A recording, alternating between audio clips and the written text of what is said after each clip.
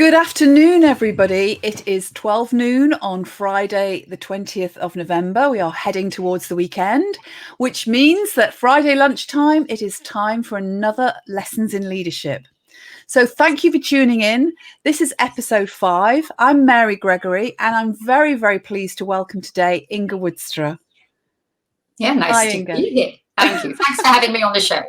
Lovely to have you on the show today. And Inge, I describe as a pioneer because she's a real thought leader in gender diversity and inclusion, and particularly looking at the tech and engineering world. So lots of experience of working in that world. And I'm really looking forward to exploring some of the lessons that you've taken from your experiences on your own personal leadership journey, Inge. So let's kick off without further ado. And just tell me a bit more about what has got you to where you are now, because you're a published author. You've also got your own consultancy, the Big Fish Academy. You're leading a lot and you're achieving a lot. So tell us a bit about your background journey to getting to where you are now. Oh, yeah, where to start? Well, basically, I mean, I'm from the Netherlands, which is, I think, helpful for people to know. This is where where my ideas were shaped, where, I'm from a family where mum and dad both went to university. So I'm, from a privileged white background in the Netherlands. And that has shaped my own experiences. I ended up studying business management and mechanical engineering at university. And then 15 years ago, just before having a baby, I came to the UK. And my career has sort of been shaped through moving countries, really. So in the UK, I had to invent myself once again, actually. And whereas in the Netherlands, I've been working in Siemens and in Shell in IT consultancy, so change management around IT. And I've always wanted to be a trainer. So I really moved from that consultancy and change management to also adding some training things. And then here in the UK, I ended up working for Ashridge Business School as a trainer in corporate responsibility and sustainability. Wow. Gosh. So what I'm hearing there is that in terms of diversity, it's not just about gender diversity, but also cultural diversity, and having experienced growing up and living in the Netherlands, also now living in the UK, you've probably experienced quite a few changes on that front as well. What's that been like for you? Well, it's useful to know why, So, I mean, what happened is I met my husband when I was 30, and obviously he wasn't my husband at the time. So I met this man at age 30, and both of us had a life behind us, and his life was as an expatriate for Shell. So I sort of fell in love with the wrong person, because going abroad and having a career there was never part of my career plan. But it was definitely of his, and I ended up following him abroad. And we ended up via India, actually 2 years of India in the UK. So that's how it happened. So you experienced an Asian culture as well as the Netherlands and the UK as well. And then you've had this career in Siemens and in Shell and then at Ashridge. What then guided you towards getting involved in gender diversity and inclusion? Well, I've always had an interest in the topic. I remember being maybe 5 years old and the boys doing woodwork and me having a real sense that it was completely unfair that I had to do knitting. And I was actually quite angry about that. And it took a while, obviously, before I found out that they weren't knitting. I was like, what? I was like, I wanted to have a hammer and some saw and some pieces of wood and do some cool stuff, right? Rather than struggling with my knitting. So it's always been there, but I think in the UK, doing something was fired by two things. One, being made redundant in a recession, so I needed to reinvent myself. And I worked with a coach, and the thing that really came up for me was gender. I want to do something with gender because I want to do something meaningful that when you work for yourself, I wanted to work for myself, you have to do something that you really, really want to do. Not just any topic, right? So that really gender came out top. And I thought, because that was a thing, because, I made very different choices here in the UK than I did in the Netherlands as a new mum. Yes. Okay. So gender came through very strongly for you, and you've now written your book. You're now co-founder of the Big Fish Academy, which supports organisations on creating inclusion and diversity programs, and also I know provides lots of resources and training and development in that field as well. Tell me a bit more about your journey from actually recognising that's what I want to focus on to where you've got to today. Yeah, I think the book was the big breakthrough, because I was working on this business, trying to set up things for women, and I didn't quite know what, so I tried a range of things, helping women with career life choices. And then I worked with a branding expert after about 4 years, sort of trying to struggle making this into a business. And she was like, well, what is your key message? And I paid a huge amount of money and we didn't get anywhere. And I thought, yeah, that key message thing is very important, but we clearly haven't found it because I don't have one. So then I saw this training program for become a TED speaker, and it involved finding your message. And I was like, oh, 1 weekend, and they promised me I've got my message. I need to do that. So I did the TED Talk 1 weekend program, and I had a message, and my message was, man and women are different. Great. And I started using that, and then I did their 6 months program, becoming an inspiring speaker in 6 months. So I managed to become an inspiring speaker, which I didn't think was part of my talents. But I can say I am an inspiring speaker now, and I learned that in those 6 months. And that key message I started delivering as a way of selling my services for women. And it really resonated with people, that men and women are different, but what does it mean? So I had to work that out.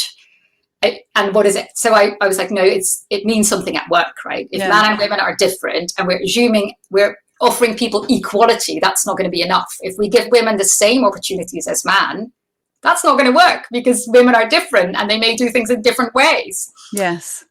So actually, people then wanted to know what is that difference? And I was like, well, I don't know. Let's find a book. So I read all these books, and and got much deeper in the topic. And I didn't really find the book that I needed. So what does it mean for me at work, right? Yes. What is it? So I sort of felt like I had to write that book. Yes.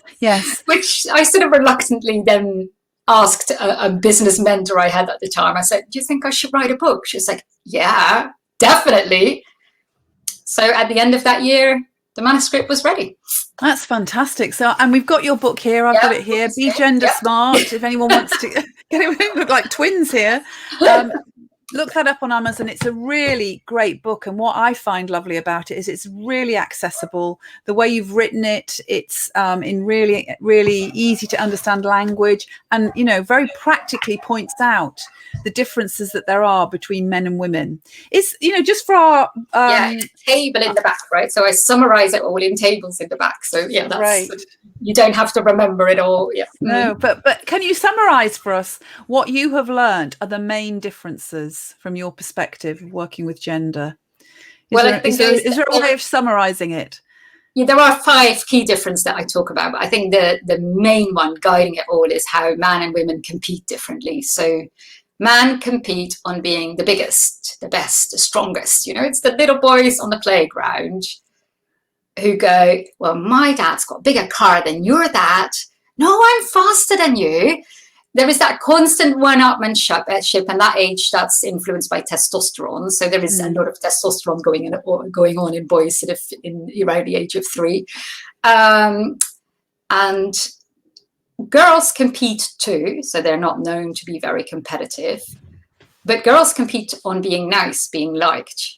So it's there, and then people say, well, women aren't very nice, But the girls competing is the sort of they do things like at the playground. It looks like, do you want to write in my friendship booklet? Oh, I love your dress. It's so nice. What do you think of my drawing? She knows it's an amazing drawing, right? So you need to confirm her and say she's amazing. And then you've both confirmed each other, and you've both said you like each other. And that's very important in the girl culture. So even girls that don't fit in, it's not like we're naturally all born with this tendency. But even if you don't fit in, other girls tell you. So if as a girl you'd be like, well, my dad's got a bigger car than your dad, they'll just look at you and be like, yeah. So, you're going to be awesome. I get it. If you go like, I'm amazing at basketball, they just go like, you don't do that as a girl, you know, and you get taught not to behave like that. So as a result, women in leadership tend to be more cooperative, more facilitative, because you're not supposed to you're supposed to think about other people. You've been taught to include other people. You've been taught to sort of confirm other people on how nice they are. It's also much harder to put yourself forward and to boast about your achievements, you know, and to put your head above the parapet, because you've been taught that's not right, because that wouldn't be nice. It wouldn't be nice to say, oh, I wrote this amazing book, you really need to buy it, you know, or I did better than you at this presentation, therefore I need to have a promotion. You know, that sort of, it's really difficult for women to do. So no matter how many training programs you give them, it just doesn't sit with who they are. Yes. So I'm hearing, just in that one example around how men and women compete differently, that actually is in leadership, absolutely, in the current VUCA times that we live in, those volatile, uncertain, complex, ambiguous times that we're living in, we absolutely need leaders who can be cooperative, who will work collaboratively, who will engage with people and build those relationships, of which women bring a lot of strength to that. But we also need leaders who have got a clear picture of where they're going and can be direct. So we also need those masculine qualities as well. So I'm hearing that it really, you know, sometimes in gender diversity, it feels like we try and promote one over and above the other. And actually what I'm hearing is we need all those qualities in our leaders. It's not about, oh, we now need to move on to having more relational leaders. We still need leaders who can offer clear direction as well. And it's about men and women developing a more whole approach to their leadership, taking into account different characteristics that each gender brings, from what I'm hearing you say there, Inge. Yeah, I'm so glad you hear that, because a lot of people miss that bit and they're like, oh, so women are better, but it's very much not the case, right? We need both, and it's actually, I'm moving away increasingly from you know, we no longer talk about man and women, we talk about a spectrum. You know, and we no longer talk about men are like this and women are like that. It's for a shorthand, I still do, but it's, in fact, in our brains are like a mosaic. And in some of these areas, like the way we think, the way we take decisions, the way we lead, is more female, and others are more male. And I mean, maybe even the label male, female is not so helpful. You know, you said the science behind sort of, we're all on a spectrum. Yeah. Physically, you know, sort of what kind of gender you have is on a spectrum. Yes, certainly. Testosterone levels are on a spectrum, and we don't even know exactly how that influences our behavior. So that real gender dichotomy in our society doesn't work. However, it's really helpful to still talk about it, because it's how you've been brought up. Yes. So women in that female culture, you are taught to be nice, and you know that can go to. That leads to very mean behavior in between women, because you need to be seen to be nice, you know. So it's the sort of stuff at the water cooler where women go, did you hear what Pauline said about Mary? Honestly, that is so unacceptable. You know, saying, like, repeating the insult, but also saying how much nicer I am than both Mary and Pauline. You know, so that's sort of, it comes with a lot of politics to be seen. Yeah, and that kind of indirect passive aggressive type behavior. Yeah. Excellent. This is really, really, I mean, I just think there's probably so much more that you could share about this. And part of what today is about is not just about your expertise, which is brilliant. And I think people should go and read your book and find out more about your perspective on gender. I'm also curious about your own personal leadership journey and, you know, what has influenced you. You know, you mentioned when you were a little girl, you became conscious of gender, even at that early age. But I'm curious about a turning point moment that you've had on your own journey, and it could be inside work or outside of work, where it's really caused you to sit back and actually it shifted your perspective and actually still influences and impacts you today. What sort of turning point moment would you like to share with us today, Inge? Well, I think finding that message, that I had one, that was it was like, what would you really step in front of a tank for and on Tiananmen Square? And, you know, for me, that honestly, that was gender. I want to make the world a better place for women.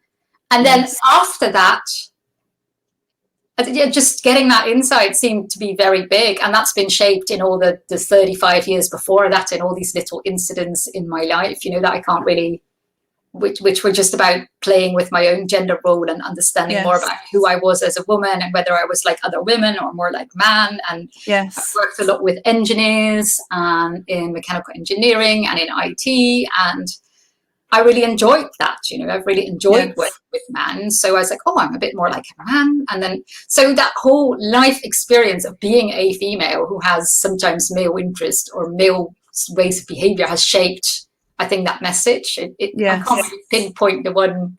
There's not a pinpointed moment, but you've got a sense of the whole overall shaping of what's important to you. And it's a real passion for you as well to make that difference, is what I'm hearing.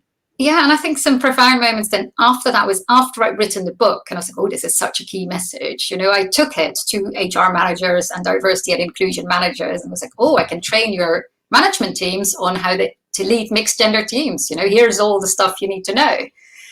And they were like, oh, yeah, we're not interested because we don't know how to get man on those courses.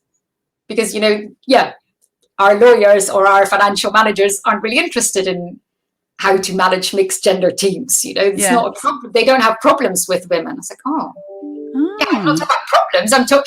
So I had to sort of learn, and after writing the book 4 years ago, to repackage that message in so many different ways so people can actually hear it. So the book is one specifically for women.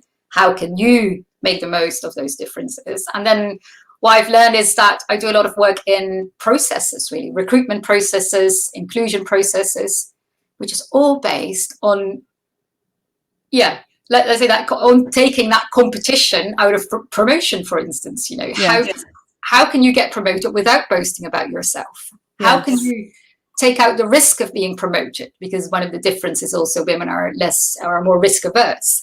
So working on, I no longer really talk about those differences when I work with companies because it's all very controversial. And, you know, is it nature, nurture, brain science, testosterone? There is so much science out there, and the science isn't done with this topic. So, and people feel very personal about it. So I then now package it. I just say, this is what you need to do in your processes. This is how you recruit women in tech and engineering. I don't really explain why, but that's what organizations really want. So you're finding that organizations just want the answers. They don't necessarily want to look at themselves. They just want the answers of what do we need to do to fix this. That's interesting. And that seems to be easier for people to hear. And then another thing I found is that sometimes a lot of organizations, they talk a lot about diversity and inclusion, but and this was such a learning process, you know, so they're just trying things, you know, I've got this message now. Here I am, this thought leader, as you helpfully introduced me. Okay, but no one wants to hear my thoughts, you know. Then it is such a process then for yourself to find ways that you can shape this message. Yes. Shaping it in a way that people will engage with is what I'm hearing. So, and then I've also found actually that a lot of these people I was speaking with didn't have a budget. So they are like head of the Women's Network, or now it's diversity and inclusion. So they're head of the ethnicity network because they happen to be a black male or a black female. They're not given much of a budget. So they can't hire me. And this is, I'm not doing it all for charity, right? I mean, there needs to be some value, coming back for me to invest in this as a business. And I learned, so that's where I started an academy. I thought I need to train these people to do it themselves. So instead of hiring an expensive consultant, they are tasked with doing this, but they don't know where to start. So they say, Inge, what do I do? So I made training programs, which is now the Big Fish Academy, to help them do it themselves. So how can you change your own processes? How can you create an inclusive culture? And that's sort of, so it's been this instant discovery process throughout, really. It's kind of been emerging for you, hasn't it? And what I hear is that it's actually what you've developed is you've developed something that is a resource for those leaders in organizations, and they can choose to sign up for and pay for as they need to. And it sounds that's working more easily than actually trying to go out to organizations and convince them this might be something they need. It's almost like people need to be ready to change, don't they? They need to appreciate, actually, this isn't working, what we're doing right now. We need to make that change. And by you having your Big Fish Academy available to people, they can choose to follow that and use that as a resource for them. So really excellent in terms of how your journey has evolved and how that's helped you develop your business and the way you've approached getting gender diversity and inclusivity out there. Really fantastic. So I'm conscious we've got people watching today, so I just want to flag, if anyone's watching and they want to post a comment or a question, please feel free. We are on StreamYard, so if you can use your name before you post your comment or question, that'd be fabulous. So sorry, Inge, you were going to say something else then. Yeah, I love getting questions. So yeah, I thought it was really for me about finding that sweet spot between what you want to achieve in the world and how and what you're good at. You know, someone else might have gone, oh, I need to train women in soft skills. But, you know, process is where I come from. You know, process and organizational change is my area of work. So combining those 10 years of experience in organizational change and process with what I'd learned on gender, that's where my skills are, you know. So combining those skills with what you want to achieve, with what people want, what people can hear, that sort of finding that sweet spot is like a continuous learning process, and it changes too. You know, I used to call it gender smart, which is the book, right? But then people around me called it gender diversity. So it's like, oh, okay, if that's what you call it, let's call it gender diversity. Now we call it inclusion, right? So okay, I call it inclusion. You know, I'm not precious about that as long as I get my message out there. Yeah. It's about making the difference rather than the language you put against it, is what I'm hearing. So that sounds great. So, you know, sort of moving into sort of our final question here, your speciality is around diversity, is around inclusion, being conscious of the differences between men and women. And, you know, and I love the fact you talk about it being on a spectrum. What advice would you pass on then, having done all the work you've done, having researched it, having written your own book, having worked with organizations now in this space? What advice would you pass on to leaders in organizations about creating inclusive cultures that support everyone to be successful? Well, I think, that key message, to be aware that there might be differences between men and women, and that's where inclusion starts. You know, if you are, it's like being aware that the Chinese might be different from you when you're visiting China, right? Mm-hmm. Sort of, once you're aware, you don't expect them to behave like yourself. You know, and it's the same thing. If you expect someone to be like you, it's not going to be so effective. So for women, it means to be really aware of how you might be different and how that is actually incredibly valuable. You know, if people, and you need to really own that side that in business is often not seen, the way women do is often not seen as business-like, or the way we do things in business. So, oh, you're just so emotional. Isn't it amazing that you're emotional? Because it means you're bonding with clients. It means you build this really deep relationship. You show your human side, so people see the business as human. You know, isn't that amazing? So for women, I think it's about starting to realize that. And for male leaders, I think it is about allowing people the stage for that, you know, helping women see those things, you know. So for male leaders, it's very much about giving that feedback to women to say, hey, I see you are different. And you think, oh God, she's like just doing stuff on her intuition. How annoying, right? But actually then think, wait, stop. What is the positive of that? And maybe can I give that back to her? You know, hey, I'm seeing you do a lot on intuition. I want to know how you do that, or that is actually really helpful, because if we have someone in a team looking at the positive who does things on intuition, then we are using facts and intuition to make decisions.